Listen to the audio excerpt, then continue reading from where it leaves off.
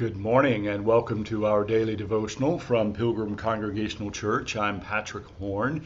Very glad to have you with us on this Thursday morning, April the 17th, 2025, and also Monday, Thursday, as we prepare for our Monday service this evening. So we are studying this week the story of Easter from the perspective of the earliest apostles, specifically Peter, in preaching to Cornelius and a household full of family and friends. And in this story that Peter is telling, in this message that he is preaching, there are both these elements of formality and informality. That is, there's the formality of the text, because there are certain elements in the text that make it clear that these are prophetic words. These are words that are spoken as a formal sermon, but the context has some informality to it as well, as Peter is speaking in a family household setting. So I want us to pick up where we left off yesterday in the middle of Peter's sermon, or very short sermon, very short message, and pick up in the second part of verse 39 of Acts chapter 10. So Acts chapter 10, 39b.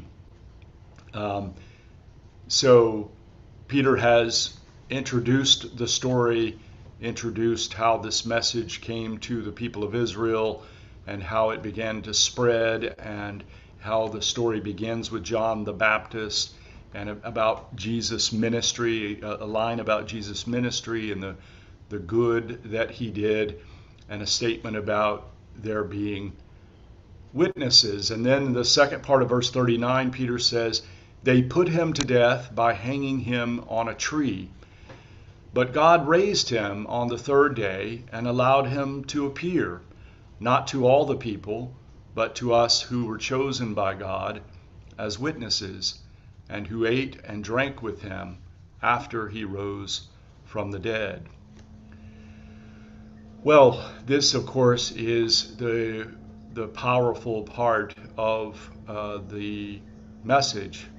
That is, that Jesus lives, that Jesus, the Anointed One, Jesus the Christ, lives after having been put to death, after having been hanged on a tree, nailed to a cross.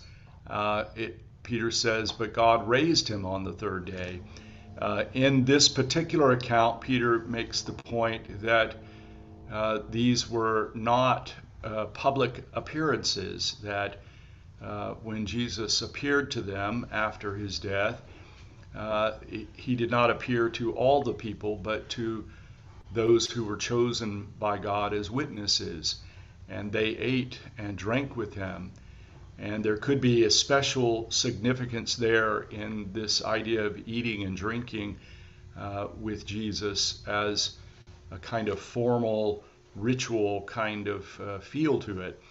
I would be very careful about making too many claims about the nature of Jesus' appearance.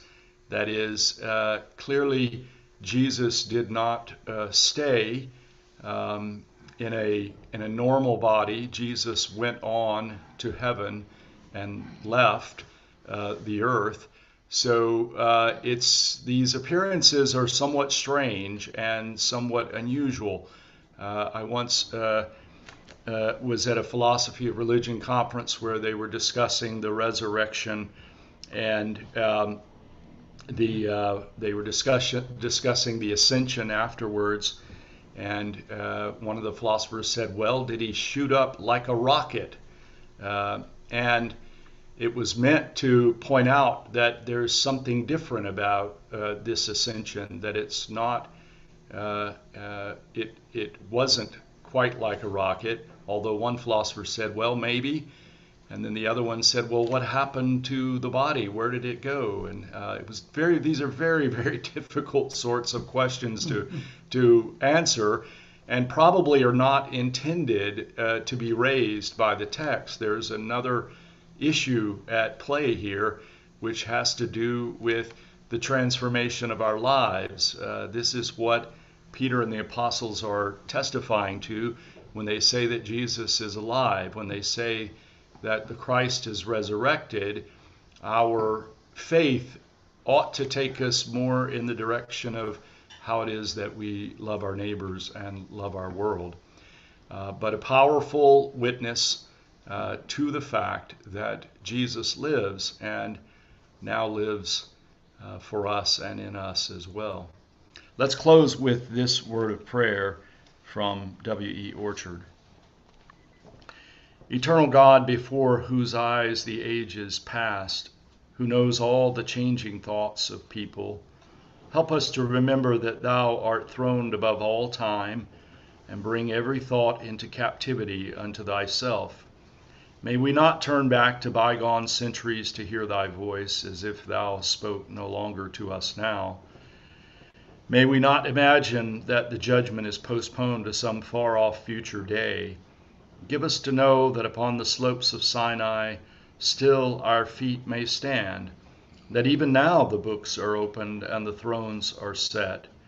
Enable us to remember that all souls are thine, that their innermost secrets are naked and open to thee, and that none can ever fall beyond thy reach or wander outside thy concern. So help us all in this hour to realize the presence of eternity, that we trifle not our time away, the nearness of thy judgment, lest we forget what manner of people we are, the long suffering of thy love, lest at thought of thee we grow afraid. Amen. Thank you for joining me this morning from Pilgrim Congregational Church. I'm Patrick Horn, and I hope that you have a great day. Goodbye.